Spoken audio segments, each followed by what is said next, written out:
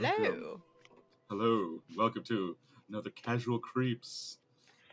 We're on Them. them episode 9. It Ooh, we're on a fancy episode is. This is where the it was all artsy filmed. one. This is the Yeah. artsy one. Just like the Bly Manor Flanagan, he had his black and white episode. So Oh. I felt Give like I was watching The Lighthouse. Like I was just waiting for God. I'm glad it didn't turn into that. Although it didn't Willem turn into Dafoe anything. to like Actually, pop out his face. about all the horrible things that have octopus. And I don't I even want to started watching that and I that. think I ended up walking away and hearing just the most bizarre sounds coming from the living room. Just like, It was an odd, should I disturbing be noise. watching this? I don't really know. Should I be watching? Am Based I on old the enough to watch sounds. this? I don't It's just know. bizarre sounds coming from the living room. But yeah, so this this episode was pretty good. It was a longer one. This one was like 45 minutes long or something. Yeah. 50 minutes. Yeah. But it starts out with a quote, which becomes A very Bible relevant. quote. It's always good times when Bible's quoted before a horror movie. And I remembered to write it down after it passed, so it's not going to be exact. But it says something like, "It is a great joy when all of God's people can live in unity." Oh yeah. That's a bit of that's a joke in and of itself. Bit of a red herring for the whole episode in itself, and I was like, okay, interesting. And it's like communism, good in practice, not so good in execution. Yeah, because people generally can suck. Yeah. People They can get really fucked suck. up. Especially when they think they're talking to God and that they are like direct buds with God. They're like their right-hand man, and they can, when they pray, they can just like talk directly to God as if he's there in the room. Yeah, that's how religion built that idea. Yeah. You just chat to him. It's just like, yo, what's up? Yeah, so this episode is about the priest dude that the creepy ghost. Yeah, he's like the ghost that is haunting Lucky throughout the entire series so far. So this entire episode is just a snippet in his life, a very important snippet. We learn a lot about him. Slice of life. A slice of life of the priest guy. And it starts out with him. He's standing in front of some graves, praying to God. Mourning pretty hard. Heavy mourning. He's grieving the loss of his son, and he's basically just asking God why, and wife, but mostly the son. Yeah, I know. I was like, wow, he really didn't give a shit about his wife that much. He really wanted a son. He didn't even really mention the wife. He's like, and my wife died. You killed my whole family, but then he just keeps talking about the son. It's like, but why? Why did you take my son? Just answer me this one time, God. Just tell me why. And also, it's extra painful for me to listen to him talk because he's Dutch. So and I'm Dutch, so I'm like, the goddamn Dutch and their slavery is so awful. Oh yeah. Dutch have a real spotted history with slavery, just in case anyone doesn't know that. Oh God. So this really lands that home. Yeah. So that comes a little later, but it's really not shocking. And I was also wondering. It's not like, it's something I think this could be good. There's quite a touch of racism in this. I wasn't expecting. Yeah, it just hasn't come up in any of the other episodes. I was so surprised by the twist. And I was also wondering if perhaps the like black and white filming was a purposeful black and white situation. Yeah. Oh, that's interesting. The contrast or if it was literally just because it's old footage. Like it could just be that, but in my head it was like, well, maybe they did it to really contrast the. Yeah, because and just the fact that the priest is wearing all black all the time, essentially. So his face is just like, that's the only thing you're looking at. It just brings it to his face, and he does a lot of acting in that face during the episode. So it's like, it's really well done. He is also black and white as a ghost. Yes, that's true, actually. Yeah. Just realized that now. He's got horrible black eyes. So it seems like it was probably on purpose then. I have to So imagine. just adding more weight to the racism, just adding all of the things to represent and the weight it differences. adds, let me tell you. Oh, the heavy episode again. Does. Just in case there's a shocking twist, this episode is also very depressing and shocking. But in an artsy way. It's in black and white. I guess that's just kind of a thing in this whole series anyways, but yeah, so he's praying and like basically not even praying, like begging. Yeah, he literally is begging for God to talk to him. Like he's like, please answers. Explain why you did this to me and I'll be fine. Because he's talking about how much he hates everyone in town, how them having families just enrages him, and he doesn't understand why he had to sacrifice when no one else did. So he's got a lot of rage as well, a lot of unsettled anger going on inside of him. It's setting him up very well. And he then starts hearing some crying in the distance, and he walks over. He does kind of start a little sympathetic in the beginning. He does. You're like, oh, this guy doesn't seem too bad. He's got humanity to him, where it's like he is sort of struggling with the things he's being told. Mm-hmm. But he walks over towards this crying that he's hearing in the distance, and he finds a kid under a tree, as you do. That's where you find him, as you do. Stork dropped it off. Stork, yeah. That's where, missed a stop and just dropped a kid off under a tree by mistake. Oh crap! I have one more. Just throw it in the bush. It's fine. No one will know. No one will notice. So, yeah, he thinks it's a sign from God. Yeah. Just assumes that it's a sign from God, and we see him like creepily just looking after this child, and calls him Miles, and he's his son now. That name is Miles. Does he say? Know. Yeah, that has to be intentional. I feel like he explains it kind of briefly as he's calling him that. He's like, "I'm calling you Miles because but I was not." Yeah, that's fine. Just a little detail. Just a little detail of things. They go and live in the house together. He's putting him in bed. Everything's cool. Him and Miles just hanging out and having a good time. Him and Miles, a duo. Dynamic duo. Dynamic duo. There you go. It's like waiting for something to add to that word, and I couldn't. Duo. I keep doing it. Maybe it'll come. Yeah, it'll come to me. And so later on, in the future, Miles is playing outside, but he actually sees this traveling family in a wagon, but the wagon breaks down. And so he runs to get his father for help. Papa, I need your assistance. Basically saying that there's a traveling family that needs their help. Their wagon broke down. What a nice boy. So concerned about the average person. So concerned about the well-being, and he definitely stands out from the rest of the villagers throughout the episode. Like, the camera really loves to settle on his face when he's just sort of standing and watching. Like, he doesn't ever say anything unless it's just to the priest dude. Yeah, you really get a sense very quickly that the boy isn't quite.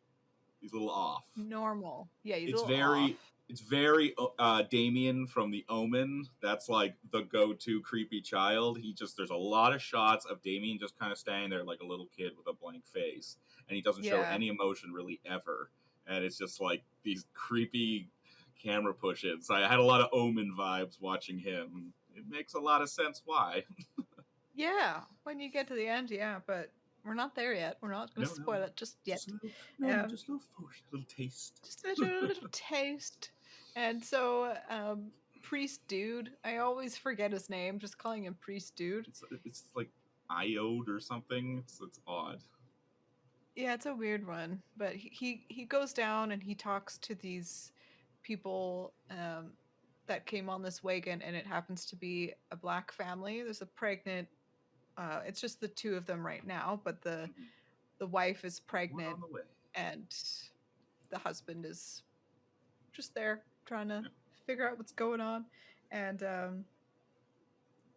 they're trying to get to a community just past Sacramento, but it's quite a drive with a carriage. Wagon drive. Drive with a wagon, a horse-drawn wagon, and they have going to be a journey. And their wagon way of getting there with their wheel broken now. So the priest dude is like, well, why don't you come to our village? Our village accepts everybody equally. He said the name was Eidolon, the name of the community. Oh, okay. Very biblical sounding. And yeah, he was like, well, you're welcome to come stay with us until we fix your wagon. It's not a big issue at all. You won't be a burden. And he specifically talks about how it's like, we're not the church, we just believe in God and the Bible itself, and we don't discriminate, and we will welcome you in, and we don't want you to do anything, we'll just fix you up and you can go on your way. It's like, seems almost too good to be true. Exactly. Yeah. And so they start trusting him, but it says specifically in the Bible too, it's like it is a sin not to welcome in strangers as if they're one of your own, So that is what he is sort of remembering particularly in the Bible. It's like, well, I have to do this because it is basically a sacred law to him, seeing as their village, their only laws is what is written in the Bible. Yeah. Which is a huge red flag. Yeah, don't trust a community without laws. Yeah, there's a lot of they can make shit up. Yeah, there's a lot of interpretation in the Bible, a lot of contradicting things. It's almost like it wasn't really thought about very hard. Yeah. So they go back and immediately you see the other people in the community are kind of just like, what the fuck? Yeah, why are these people here? This city hall, town hall, I guess. They're all eating food, and the black family is obviously segregated away, and everyone's kind of whispering. Yeah. The women. This is where they introduce the creepy women of the episode. God damn, these women and their horrible faces. Women are creepy as fuck, and they wear these like big, like nun buns and stuff. Yeah, they're so weird looking. It is weird to kind of see like the mean girls of that era, the mean girls of the 1800s. Yeah, the 1800s mean girls, because they had like, you could see their faces, like some of them had like a little bit more jewelry and stuff than others. And they're just like, that's a good. I didn't notice that. That's interesting. I am the sassy one of the bunch because I'm a fancy nun lady. And then you just want to punch him all in the face because they all start laughing at the wife, and they're like asking him kind of like this mocking tone. It's like, oh, we're just wondering. Yes, it comes out like a horse. How does it work? So this happened a little later. Yeah. So they, and before we get to that, there is like a little bit. I think that is a little important before they're still in the food hall, and before the that's in the sewing. Yeah, you're right. Yes, because that happens later. But when they're still in the food hall, before the priest guy comes in, they're whispering to each other, saying like, "Oh, he seems kind of off. Like he's talking to himself as if he, can like actually hear the voice of God in his head." They're mocking the priest guy. Yeah, they're kind of like concerned about his well-being a little bit, and then, I mean, as much as they can be, they seem pretty terrible people. Yeah, they kind of just think he's like a kook. He's like lost it. He's just kind of off. But he's supposed to be kind of the community elder that they all turn to for guidance. So it's kind of interesting that, they're saying all this behind his back, but then to his face, they trust, everything he says. Yeah. It's like interesting, terrible dynamic. Yeah, it's lovely. Which kind of comes into play later as well. After this, is the sewing thing the next part, or is it when they're digging the blood? Yeah, so then the next part, they both are kind of doing the black wife and husband are kind of in their own separate duties. So the husband is off. He's trying to figure out what to kind of do to help with his, pay his stay, because they've now been there for like a week or two, and they want to help. They want to pitch in. They're nice people. They're nice people. They don't want to take advantage of other people's hospitality. So he goes up to people digging a well, and they ask for his opinion on, like, how much further do you think we need to dig, or should we dig somewhere else because we haven't had any luck finding water? And he Well, they just do it in a says, very insulting way too, where it's like yeah, they almost like treat him like the pet of the priest, where he's like, "Well, how would he figures it out then? Like you brought it yeah. up." Oh, they're like referring to him kind of as if, not talking to him directly. It's like Yeah, talking to him through the as if priest. he's like third person or something. It's Yeah, just like, yeah, oh, well, what would this guy? yeah. You They should don't think ask he him. could possibly contribute anything, and they just pretty much want to set him up to fail, and like they Yeah. probably just want to mock him. But And it's like instead, clearly this guy has much more experience surviving off the land, most likely because yeah, they probably had to, and so he's they like, oh probably yeah, fled somewhere. yeah. So it's like, okay, yeah, you just have to dig a few more feet, and I'm happy to do that for you. You'll probably find water, and he does find water. But we cut pretty soon after that to the wife, who's, like you were saying, in the sewing room, and we get to see her experience as she's helping them sew things. And it starts out nice at first when they're kind of like, oh, how did you learn to sew so fast? And Yeah, you know it's like just the like, one oh, my mom compliment. taught me, and blah blah blah. And the one thing that bugged me, the first thing they said, where they're like, well, what language did you speak originally? And Mm, she's like, I don't know, like, we've been in America for so long that we just spoke English. It's like, we're yeah, basically just American. And they all just start laughing at her because, like, yeah, they can't even fathom that she could be American. yeah. They're like, Whereas no. they're probably much more of like a fresh American than she is, because they clearly Well, still speak Dutch. yeah, yeah, they're constantly like speaking in another language, which makes it even more like ironic that they don't think she can be American, but they apparently are because Yeah. they're white. It's literally Yeah. it. And, And then and they they and start they asking. talk about like, well, yeah. Then they start asking about the how her pregnancy works, like she's an animal. Yeah, it's Probably. horrific. Yeah. Yeah, that part's very uncomfortable. And Very she's taking uncomfortable. it in amazing grace. Like she, considering how insulting they're being, like she is calm and collected, and she's like, okay, just don't rock the boat. Just we can get out of here soon. We'll just keep them happy. And so Yeah, she does a good job of exactly. Exactly. And then that. we go back to like the town hall, and we learn that All the townspeople have all the gathered. all the white people have gathered, and they are Yeah, talking about how this black dude knew to dig 2 feet, and instead of being grateful of yeah, him getting water for them, they're like, it's black magic. There's no yeah. way he would But have done that on his own. It's just it's like like, he got you water. Like you were he talking helped about how he you couldn't guys. make anything. Like Jesus, he saved your Should he have town. just not done anything and just stayed out of the way?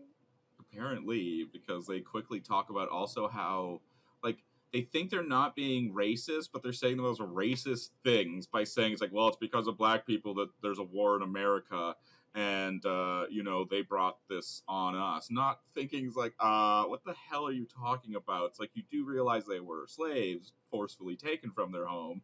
Like, Yeah. no Yeah, sympathy, nobody empathy. starts a war by just existing. That Yeah, is not initiating anything. If yeah. It's anything, like it's like they are complete victims in all of this, and the white so. people are the It's assholes who just like think, see it's so they do a very good job with the dialogue of just like showing like how warped their thinking is and just ugh, how black and white it is really, which I guess is the whole point. It's, yeah, there's so many scenes with those the white community people that made me think of Midnight Mass, of just like the uh, dialogue of like the church yes, people, because it yes, gets just yes, so heavy with toxic. biblical references. Yeah, and just Biblical how references. they rally together around what they feel is this common enemy or something. Like this Common is enemy, and they all feel that they're so righteous in their beliefs when really they're the villains. yeah. Huge assholes. Huge. Assholes. And I think they're No, I'm also like just they're staring in the window that night too, and like looking in, and then like the priest looks in, and he's just looking at them for a bit, and then he goes home, and then then you find out that the priest is actually super racist, and he's talking about, it's like, oh, I can't keep my own disgust for them down. I know I need to be a good person to them, but like my disgust for them just existing is so difficult to Well, there was not overcome. There was another part while they're still in when they're town having hall. the town hall situation, when he brings out his Bible and he starts reading something. Oh God! Basically saying that they own them as property. If like Yeah. colored people enter your village or whatever, it's like you How welcome convenient. them in as like a piece of property for your community. And it's like, what the fuck? And then he goes home, and yes, on the way he takes like a lovely stroll past their house that they're staying at, and just like stares at them while they're sleeping, and then goes home. And he's sort of talking to Miles through all of this, and or is he's praying to himself? He's praying to God, and you don't hear Miles the is other just end in of the the conversation. background. But Miles is always just kind of like off to the side. So he's always there, and he's like, oh God, please tell me. And you can tell that he is hearing a voice talk to him, and he's like, talking directly to this voice. And Yeah. he also, like, there was a part where he was sort of fighting against the fact that they would be property. There was a point where he was like, I don't feel right owning someone as a piece of property, but I still feel this disgust that I have to hold down. So it's like he has like this weird, like super racist instincts, but then he also is grappling with the fact of owning a human being. But like that he kind of quickly just brushes it aside, and it was just like okay with it. Something gets told to him where he's like, oh, okay, I guess I have to I guess it's like, it's supposed to you don't mean hear what also they say, but like he wants to give into it as well. Like the temptation is already there for him to do that, even though so I think it's just his instinct to be kind is way weaker than his instinct to be cruel. And he's so desperate to prove himself to his lord. He'll do whatever the fuck he needs to do. It doesn't matter what it is at this point. Yeah. And he's like, his family's dead. He's like, he must be so messed up in the head from all of that. Like, you know, just misplaced rage, which you find out he's pretty rageful. And and things there's start to escalate at this point. So and you start to see that his vision is going real fucked up, real fast. And like in the beginning, there's like a little moment where Miles is like, "How's your vision today, Father?" And he's like, "Oh, it's fine, just a little blurry around the edges." And so I was like, "Oh, he must be getting like cataracts or something." That's what I was thinking. Like he's getting something. Yeah, it's like eye disease or something. He's going blind. But then he was also like, "But the Lord tells me it will all be fine in the end." And so it was like, okay, well, whatever that means. Thanks, Miles. Yeah, cool. You little bastard. Right? And so he so after he's had this praying session with his God himself, who God says to him, we're pals now. You're my buddy, number one. We're best friends. Did we just become best friends? Yep. That's God. That's exactly what happened. Then they made a bunk beds together. Yes. Did we just become best friends? Yep. Yep. Let's go do some karate in the garage. That's exactly what they did. They did it in the barn, though, because they didn't have garages back then. They just did karate in the barn together, him and God. Him and God. And so he's leaving in the morning, and he stops by again at the black couple's house. And this time, he sees the pregnant woman standing in the bathroom, and she looks kind of like an alien. Like she's got like these black eyes, a monster on her face going on, just staring at him. And so I'm like, okay, well, this guy's got a little bit of a fucked up imagination. Yeah. That's cool. What imagination he has. And so after this, he's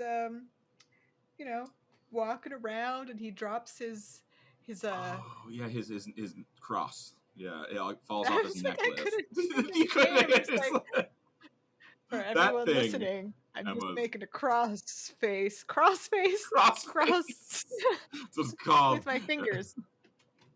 I'm making cross fingers, like I'm you trying to forgot ward away a what a vampire. cross was called. Forgot what a cross was called. So he has a cross, like a wooden cross pin that he has on his jacket normally, and it fell off, and he can't see worth shit now. He's kind of like looking around, calling for Miles, and Miles isn't there, and he's like, Miles, where's my cross? Where did it go? I just had it. And then the black lady finds it, picks it up, and is like, is this what you're looking for? And he turns around and looks at her, and you see his vision of what he thinks she looks like, and it's this super, like, it's kind of a terrifying image of just like this skeletal black figure with like a monster face, and it's kind of starting to overlay with what the reality is, and it, like, his vision, it looks like if you had your vision that was like overlaid or applied to like a piece of tissue paper, and it was like blowing around kind of, and like in wind, where where like parts of it are like being crunched together, and then they come back apart, and like it's like super, I don't know why, it just reminded me of like tissue paper being like pulled around in different directions, but it's the image of his vision that's doing that, and then at the same time it's being overlaid sometimes with that weird monster face, it's like black in between thing, like the lady and him. like the like black figure with the monster face. Yeah, and he so becomes that's what very he's seeing. certain. So he gets very upset that she kindly found it for him, and he says that she must have stolen it, or she's some evil, wicked woman, and he starts getting angrier and angrier at her, and eventually like grabs her and starts like yelling at her. I don't remember exactly what he yells at her. It's like just demeaning, like calling her like, I don't know, like a serpent or something, like evil, telling her that she's taking advantage of her situation. That's right. Yeah, it's like you're advantage of our kindness or something, and it's just like she's trying to explain. It's like, I'm not doing this. She was like, we are at the mercy of your will. If you want us to leave, tell us to leave, and we'll leave. But our wagon's broken. We can't go anywhere. So that's what she's saying. And if you fix it, that's great. But maybe you never had any intention to fix it in the first place. Exactly. Yes. And then her water breaks. Real bad timing. Shitty timing. Real bad. This is when it starts to get real fucked up. And so the village He's hurting people her. That's right. He was like grabbing her arm and twisting it and stuff. And then we just see that the village people are dragging her and her husband into a barn, and they basically lock her and her husband in separate pens because they see them as animals. So real direct metaphor there. Very direct metaphor. Yeah. And then we see Miles comes in. Little Miles. Kind little Miles. He just runs in and like you think he's undoes just so the helpful. latches. I want you to be free. And she doesn't say anything. It's really creepy. Like literally just like lets them out and just pieces it. Yeah. And this part is very dreamlike for this next little bit, but basically we see them trying to escape, and then we see Miles like playing with other kids, and then we see that like there's these adults around this fire, kind of like noticing them leaving. Next thing you know, everybody's back in the town hall, the lovely town hall. Yes, a lovely venue. And they're basically arrested for stealing a horse, which was their horse that they came here on. What dicks. Yeah, they What immediately just dicks? took it from them. It's like, this is our property. What are you talking about? Like, the ease in which they're able to rewrite reality is Trump would be proud. I know, right? It's absolutely insane. Yeah. Yeah, and so that happens, and for punishment, they basically, I don't know where this would be in the Bible, but the priest is like, as he's barfing out punishment, nonsense. as punishment, it says here that the criminals must be blinded, and so they take hot poker sticks and Flaming red hot poker gouge sticks. their eyes out, which Ugh. at that point oddly gets very like artsy when I they think like stick. I feel like they had another version of it, which was just more raw. But when they showed it to people, it was probably like too graphic. Like people probably like got weirded out because I'm like, ooh, I don't want to see that. I'm fine. No, I did want to see it, but I feel like they got close enough where it was like basically the same thing. That's true. Yeah. You see it almost go in, and then it has like this weird artsy thing where it like flashes red, and then there's like a sensor over their eyes. Yeah. So you don't actually see it going in. You just sort of see them after with their giant like gouging wounds where their I feel eyeballs like for used some to reason be. that might be like a famous painting or something. Some painting with like Oh. black over people's eyes. So maybe like it's Oh yeah. reference Yeah, to that sounds something. like a thing. That would be famous. Censorship or something, like, you know. Yeah.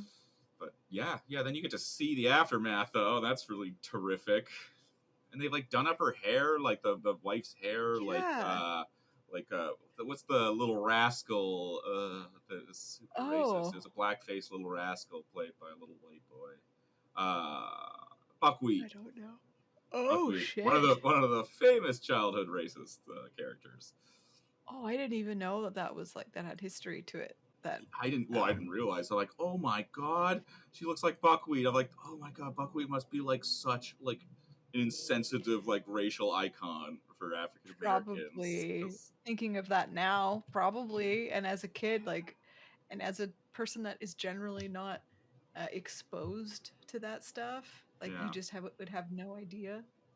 Yeah, wait, no, there's two blackface kids because there was a boy too, and he was a homeless child that just kind of hung out with the white kids sometimes. Oh But the joke yeah. was that he was homeless and hungry. I remember watching the old black and white one as a child, not understanding how racist it was. But with hindsight, it's like, wow, that was super racist. The entire episode's about the little poor homeless black boy tricking the rich white kid into cooking him food because steak and eggs because he's so hungry. Wow. And like his whole purpose in the show is to just always be hungry. And it's like, oh, that's really great. And then the white kids get adopted at the end of the episode, but the black kid doesn't get adopted. He has to ride on the back of the bumper of the car, and it ends with it closing in on his face. Because the two white kids are in an orphanage. The black boy is, why can't he be in the orphanage? No, you're a homeless boy that has to stay out of the orphanage, even though the white kids are in the orphanage, and they get adopted. My God. And then the little black boy has to hitch a ride on the back of the lady's car and it's supposed to be like a happy ending. Like, oh, he's still with them. Even though he's still homeless. He's just gonna break in later. It's fine. It's like, Jesus. It's like, oh, so racist. Wow. So yeah. No watching the old little rascals. Oof. Yikes. All right. Well, good. Noted. But yeah, she has, and I think they did that hairstyle on the dolls that they hung from, that they hanged. Yeah, well, because that would have been probably around the time when The Little Rascals was airing. Was the 50s because it was a black and white show, so probably would have been just around that time. Yeah, it's all tied together. Shit. So they did that. I'm sure there's some history on that. More history than we're able to get into. Yeah, I just know The Little Rascals. Yeah, and yeah, so they basically, this horrendous shit has happened to the black family, and the black woman curses the priest guy, and his Bible bursts into flames. Mm-hmm. Yeah. And so they immediately think she's like a witch. A witch doctor.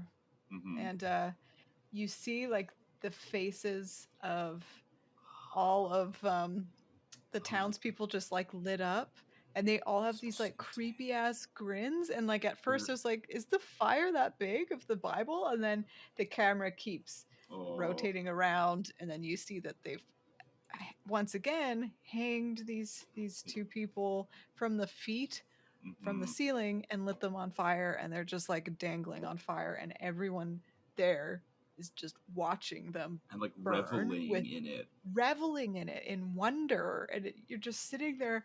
It's like a person watching the show like wouldn't, what yeah, wouldn't you be throwing up if you saw something like that? Like, that's so disgusting to like be so energetic at watching these two completely innocent people that have literally done nothing wrong aside from their wagon breaking, and like is insane, and they end up getting hung up by their feet, fucking burned out eyes, and lit on fire. Like, can you do anything like more painful to a human being before eventually killing them? Like, Jesus, horrendous. Yeah, and the last movie we watched also had some burning and hanging in it, so I feel like we're just watching a lot of this. Oh, the Candyman, that's right. Candyman, and the last one we watched, remember? Oh god! Oh no! Yes, can't say it yet, but yeah. Oh no! Yes, that's right. I forgot. Stay tuned for that. Stay tuned for more hanging, burning people. There's so much burning and bullshit. It's a very effective way to portray someone as a monster. Yes, it is. You really don't like the townspeople after that, and you're really jazzed when you see that the fire has now spread, thankfully. It's just like magically gone to the entire town, which is fine by me. Yeah, you're like super jazzed about it, but then they do a really interesting twist with the end, which you can get into. Yeah, so then we see Miles is like, Father, come over here. There's like a latch door. So he leads the priest dude down into the basement while everyone up top is burning to death. And I'm like, oh shit, something weird is happening with Miles, and the camera just kind of like rotates over to Miles, and he, at first I was like, oh, he's the devil, because like the next time you see him, it's like he's like this bald man with like a beard, and he's just devil. Talking with Miles's voice. Creepy naked. But he keeps like his face keeps changing, and it feels like it's changing into, you know, all the different people in the community. Yeah, it was like a female sometimes. Like, yeah, it's always he's talking to the pastor, but his face keeps changing. He's explaining how he's like, well, you prayed, and I'm the person that answers when he doesn't answer, and he goes through the list of all the things that he prayed for. Every time that the priest has been praying and hearing answers, it's been Miles talking to him in his head. Yeah. And so he was like, you've been very good at doing everything I've told you to do. So I have a proposition for you, since you have always wanted a deal, if you will. You've always wanted eternal life, and I can give that to you. In return, you must always find them and torture and kill them for the rest of your life, for all eternity. And if you fail to complete this task, then this torturous hell will be made for you instead. I'm like, wow, I would just die. What a rough deal. Yeah, like you really want to live forever. Can I die? Yeah, and he's like, and you'll also get like powers like unimagined by a human, like. And all you have to do is make them suffer. And if you don't, I will make you suffer in your place. Because he's actually taking their souls and consuming them so that he can continue to live. Like, the whole point of his existence is to corrupt white people and then get them to murder black people or have them kill themselves so that he gets their souls. He's like the guy from Mortal Kombat. He just wants to consume people's souls so he can keep on living. And that's what Satan did to the entire town. He literally worked them into a frenzy so that they would kill the poor family, and then Satan killed all of them so that he could consume all of their souls. I was like, damn. Yeah, so they're all just a big devil community, just Satan, worshiping a... I tell you, little baby Satan. This is hilarious. I'm like, oh, he's actually Satan himself. That's great. It just reminds me of I don't know if you remember that clip that I used in one of our videos. It was from your Pretty Little Face is Going to Hell is the name of the TV show, and it has there's a clip of this guy with like a red beard, and he's like a demon in hell. Oh yeah, like the classic looking like devil dude. Yeah, the devil dude. The actor that plays that, it looked like the first guy, and I was like, no way, this can't be this guy. That would be like, a deep Henry Zabrowski. He's one of the hosts on Last Podcast on the Left, but he played a goofy guy. So I was played really creepy Satan. Randomly Satan in this super serious artsy show during like this super intense part. I remember thinking while they were showing all the close-ups of the villagers' faces, especially like the women, and just like how like disgusting their faces are and how like excited they are to see it. I just thought to myself, like, I think because I just didn't want to focus on what was happening in the show, I was like, I wonder what it's like for the actors to be in this scene. Like, is it really hard for them to do this? Because they have to seriously pretend to be these horrible racists. But I'm sure in real life, none of them are if they're in this show. Oh, I highly doubt any of them are racist. Well, to be in the show, no, to be in the show, I'm sure they didn't actually get real racists to be in the show. That would cause a real clash on the set. It's like, the show's so realistic, we got real racists. Oh my god. Well, I mean, most people, I can't speak to the legitimacy of this, but I feel like most people that get into acting, I feel like, are not racist people, because they're like usually artsy, more liberal-minded people, so it's like very unlikely. But it's just weird to imagine if you got into acting and like your first gig is to be like this super racist person. I'm 1800, the racist farmer number 5. Can't wait. Like your demo reel is just your face watching people burn being hung. I would have a good face for that. Your headshot. Wow. I'm looking at a dead body. Yeah, I'm not sure if you quite convey the level of the evilness, the hatred that they were able to capture. I feel you may have stood out among those other women. If like you were also dressed like them, and it was just like your face too around them, you're like, oh, whoa, and you're in black and white. Black and white doesn't work at all. There's one last tangent, and then we'll finish this up. But yeah, we still talk about all the burning people. There was a TikTok trend, and I don't have TikTok, but I have Instagram, so I'm doing all the trends way later. And there's one of them that I feel like I had to do, because literally like a few days before, I was talking to some friends about the Kubrick stare, which is what villains do in all the Stanley Kubrick movies, and it's literally just rotating your head down and looking up through your eyebrows with a menacing face. And I was trying to explain that to them, and they're like, wow, somehow you don't look scary when you do that. And so it's like, okay, well, I'm doing this trend, I'm gonna see how it looks. And so I did it, and I just look like a bug, just like yeah. It also doesn't help that your hair's like covering your like eyebrows, so it's like only your eyes, so it's like you don't really look that menacing. Like slightly more, but overall more menacing than very low menace level. I don't think you have that enforcer gene in you, to that like resting evil face, or someone just looks pissed off. Yeah, there's some people that just have that, like, what's his face? I mentioned him before. Angry face. Oh no, Dafoe, Willem Dafoe. Oh, Willem Dafoe. Yeah, he's perfect. He's got that face. Yeah. But yeah, so he agrees to this agreement with the devil, and as they shake hands, Miles, or the devil, is like, all right, the covenant is sealed, which is the name of the episode, is Covenant 2. Yeah. And then he gets wrecked by a flaming beam. Oh yeah, the beam just hits him. hits him in the face, and he's just taken out.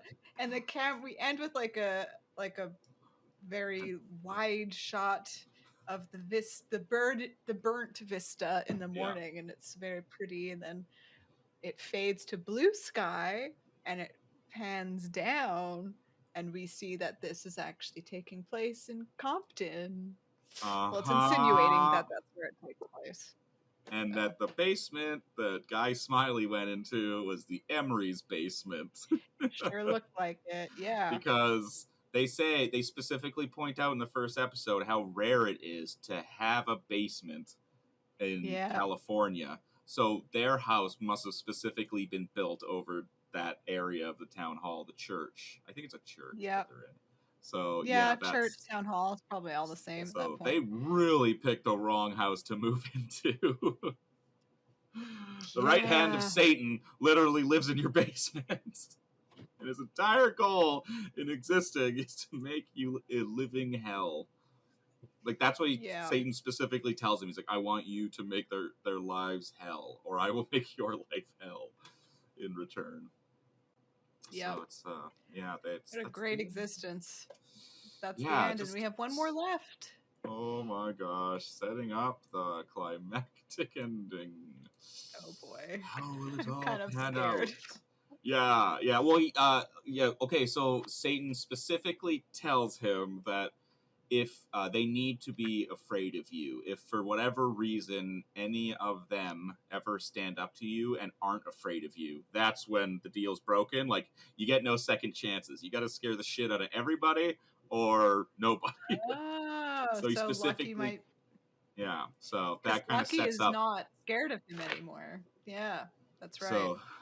So it seems like Lucky's set up for a bit of a showdown with whatever that hell's name is, Ichabod Crane. Crane, dude. Yeah, the creepy minister dude. Priest. It's really funny. That guy also plays a demon in Supernatural, so that guy's definitely typecast as just a demon. Demon. He does it very well. He has a good demon face. He's very gaunt, and he's so tall. He's very tall and skinny. He kind of looks like the dude from the House of the D. House of the Devil. We watched that. I just don't... No, he's not in that movie. No, but he looks like the tall dude. Oh, the old man. Yeah, that's true. Yeah. House of the D. House of the D. It's like, well, that could be interpreted as a very different movie. Tenacious D lives there. Frat comedy. That's what I thought you were talking about first. I was like, are you talking about like Tenacious? Was he in the Pick of Destiny? Pick of Destiny. Oh, Lord. That's a pull. Yeah, I just like abbreviating spooky things. You know, that's too scary if you say it out loud. The Bon Bon Boy, House of the D. Just start abbreviating all the names. I guess the Fly is kind of hard to change. Yeah, the winged insect. Bug Boy. Bug Boy. Yeah. Mutated Bug Boy. Before we just continue to ramble on about we're done. names. Yeah, I think that's, we can put a bow on it and say thanks for listening. And that was them, episode 9 of Casual Creeps. Yeah. Goodbye. Bye. All right, podcast's over.